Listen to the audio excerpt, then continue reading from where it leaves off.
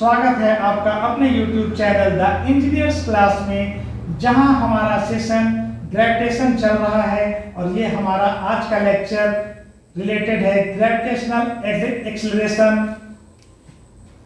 For the object that is located inside the earth at depth d।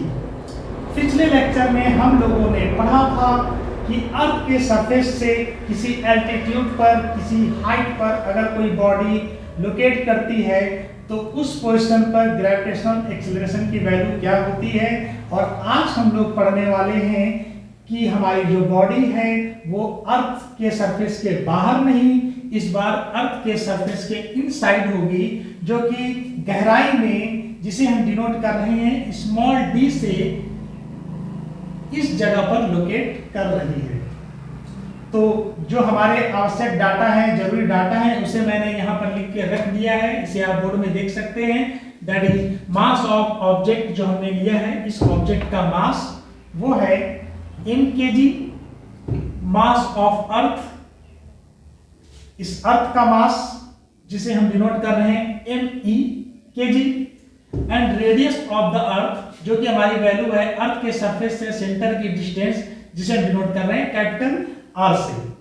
और depth of object from earth surface that is small t। तो gravitational acceleration का जो formula हमने पिछले lecture में derive किया था, उस फॉर्मूला को हम यहाँ पर सामने लिखते हैं और उसी के अकॉर्डिंग हम लोग आज के अपने सेशन को आगे बढ़ाते हैं और देखते हैं हमें कौन सा नया रिलेशन मिलने वाला है। चलिए आगे बढ़ते हैं, आज का सफर जारी करते हैं। तो अपनी कॉपी कलम उठाइए और हमारे साथ स्टडी शुरू कीजिए।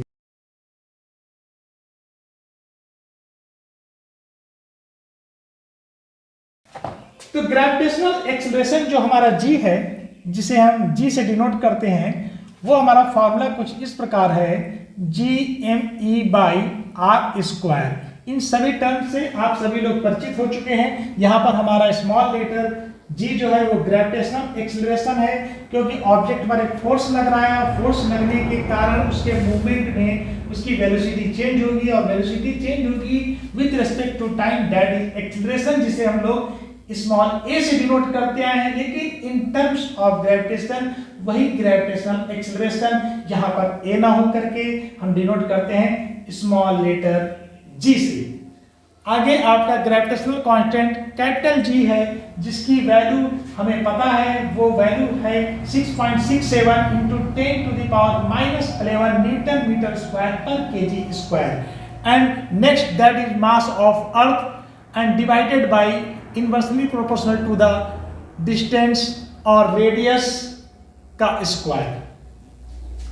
अब यहाँ पर हम एक एजम्पशन और लेने वाले हैं और हम सबसे पहले जानने वाले हैं हमारे अर्थ की डेंसिटी।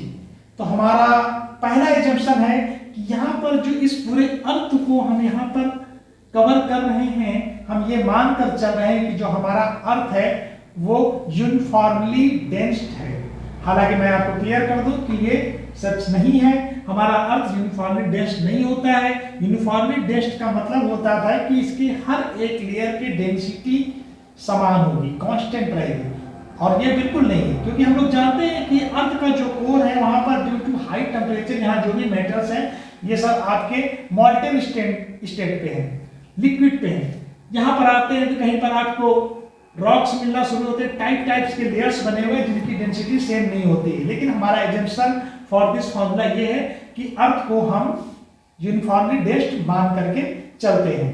तो इस हिसाब से हम इस मास ऑफ अर्थ को हम जानना चाहेंगे डेंसिटी और इसके वॉल्यूम के टर्म्स में। तो इन प्रीवियस क्लासेस आप लोगों ने ये फॉर्मूला भी पढ़ा हुआ है, जो कि होता है me mass of Earth equal to density into volume.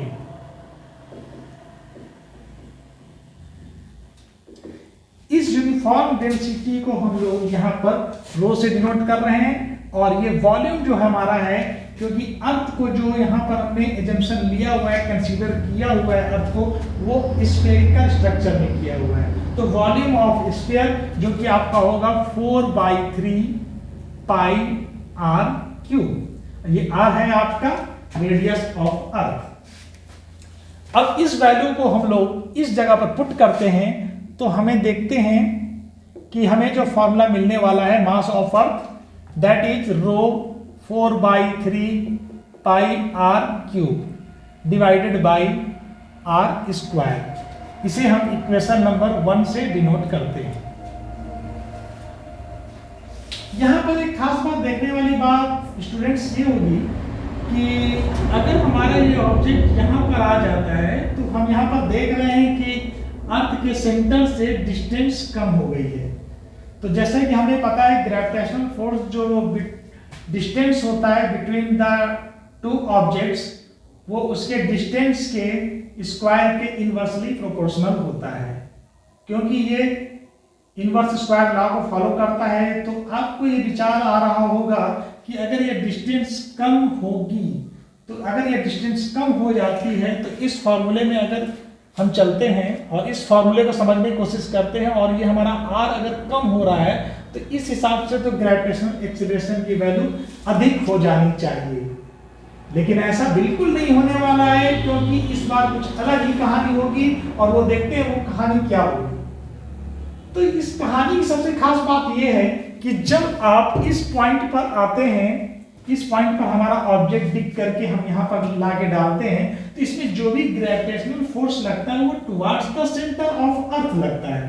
तो यहाँ पर हम जो देख रहे हैं जो हमें फोर्स ग्रेविटेशनल एक्सीलरेशन का टुवर्ड्स द सेंटर लग रहा है वो अप साइड में लग करके टुवर्ड्स द सेंटर लगेगा। और टुवर्ड्स द सेंटर लगेगा तो ये जो डिस्टेंस होगी ये हमारी डिस्टेंस होगी r माइनस डी। और यहाँ पर एक हमारा एक कंसीडर किया हुआ या फिर एज्यूम किया हुआ एक स्फीयर हम यहाँ पे ड्रॉ कर लेते हैं और हमारे लिए अब जब मास ऑफ ऑब्जेक्ट है यानी मास ऑफ अर्थ है जो कि रिस्पॉन्सिबल है इस पर ग्रेविटेशनल एक्सीलरेशन प्रोड्यूस करने के लिए वो अप साइड का नहीं है, वो हमारा इन साइड का है। तो इस हिसाब से देखते हैं कि अब हमारा मास ऑफ अर्थ इस केस में पहले की तरह सेम नहीं रह गया है। तो इन न्यू केस जब हमारी ऑब्जेक्ट यहाँ पर आ जाती है तो यहाँ पर मास ऑफ अर्थ जो इस बार रिस्पॉन्सिबल होगा ग्रेविटेशनल फोर्स के लिए वो आपका होगा NE prime. Eight depth D mass NE prime is responsible for gravitational acceleration। हमने इस फॉर्मूले में देखा हुआ है कि आपका जो ये ग्रेविटेशनल एक्सीलरेशन है वो मास ऑफ अर्थ पर रिलेट करता है और उसके डायरेक्टली प्रोपोर्शनल हो जाता है। तो यहाँ पर हमारा मास ऑफ अर्थ जो है वो ME से चेंज होकर के ME प्राइम हो गया है जिसे भी हम लोग डेंसिटी और वॉल्यूम के रूप में कंसीडर करेंगे। तो आइए देखते हैं ME प्राइम की वैल्यू हमें जो मिलती है वो हमें किस प्रकार से मिलती है। ME प्राइम इक्वल टू, चूंकि ये यूनिफॉर्मली डेंस्ड है तो अभी भी डेंसिटी आपकी रो है, लेकिन जब यहाँ पर फॉर्मूला मैं पुटअप करता हूँ 4/3 पाई, इस बार r चेंज होकर के r माइनस डी होने वाला है। ये पूरी दूरी r और यहाँ से यदि मैंने लेस कर दिया तो मुझे ये डिस्टेंस मिल गई। तो इस वैल्यू को मैं यहाँ पर पुट करता हूँ that is r minus D का पावर क्यूब, ये आपको वैल्यू मिली।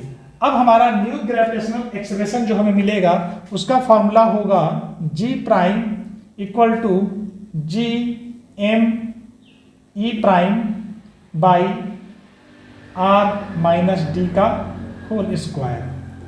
अब यहाँ पर मास ऑफ अर्थ की वैल्यू मैं यहाँ से पुट करता हूँ और देखता हूँ हमें फॉर्मूला कुछ मिलता है जाकर के g rho into 4/3 pi r minus D का whole cube by r minus D का होल स्क्वायर। ये वैल्यू हमें यहाँ से प्राप्त हो रही है और ये r माइनस डी स्क्वायर से मैं इस पॉइंट को काटता हूँ तो ये पावर आपका क्यूब कैंसिल हो जाएगा और ये वैल्यू आपको मिलेगी इतनी आकर के।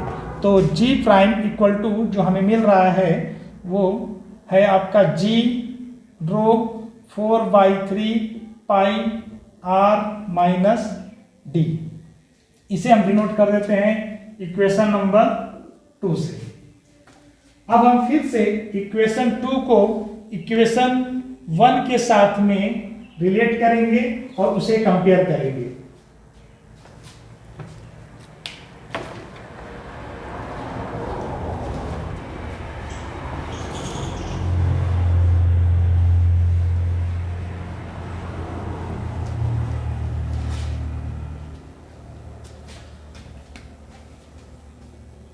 चलिए आइए, on comparing equation 2 with equation 1, that is g prime by g equal to 0 4 by 3 pi r cube by r square divided by, sorry यहाँ पर r नहीं है, यहाँ पर हमें इक्वेशन 2 की जो वैल्यू मिली है वो मिली है r minus D, that is r minus D divided by g, जो की वैल्यू हमें यहाँ पर मिली हुई है इक्वेशन 1 पे, वो है g rho 4 by 3 pi r cube by r square. इस r स्क्वायर से इस पावर को भी हम कैंसिल करते हैं और मैं इसे मिटा देता हूँ और इसके बाद आगे मैं इसे फिर कैलकुलेट करता हूँ। तो हम ये देखते हैं कि हमें क्या क्या मिलने वाला है। तो यहाँ पर आप देख रहे होंगे, यहाँ से आपका gravitation constant g cancel out हो गया, ये रो आपका कैंसिल आउट हो गया, 4/3 ऑल्सो कैंसिल आउट और पाई भी आपका कैंसिल आउट हो गया है। सो हमें यहाँ पर मिल रहा है g prime by g equal to r minus D by r। अब इस इक्वेशन को हम आगे लेकर के जाते हैं और ये ग्रेविटेशनल एक्सीलरेशन की वैल्यू को मैं यहाँ लेकर के आता हूँ, जो कि हमें मिलता है g prime equal to g r minus D by r। यहां से मैं r को कॉमन ले लेता हूं, तो ऐसा करने पर मुझे मिलेगा g, r मैंने कॉमन निकाला तो 1 minus D by r divided by r, and this r and this r is also cancel out. So हमारा फॉर्मूला जो हमें एक नया इक्वेशन जो हमें डिराइव होकर मिल रहा है for the object that is located inside the earth surface of depth d, that is g prime equal to g 1 minus d by r। और ये हमारा वो रिलेशन है जो कि ग्रेविटेशनल एक्सीलरेशन का जो हमें मिलेगा किस टर्म में, जब हमारी ऑब्जेक्ट किसी डेप्थ d पर होगी और ये वैल्यू v हमारी इंक्रीज नहीं होगी। जिस तरह से हाइट पे जाकर ग्रेविटेशनल एक्सीलरेशन की वैल्यू डिक्रीज हो रही थी, क्योंकि वहां पर दूरी ज्यादा थी, लेकिन यहाँ पर दूरी कम होने के बाद भी हमें जो ऐसा रिलेशन मिल के आ रहा है जहां पर भी हमारी ग्रेविटेशनल एक्सीलरेशन की वैल्यू जो होगी वो आपकी लेसर हो जाएगी, जबकि इसकी डिस्टेंस कम हो रही है। और इसका रीजन क्या है? इसका रीजन ये है क्योंकि इफेक्टिव मास जो है वो भी आपका कम होते चला जा रहा है। इस टॉपिक को और आगे हम क्लियर करेंगे और इससे रिलेटेड वीडियोज को कवर करेंगे।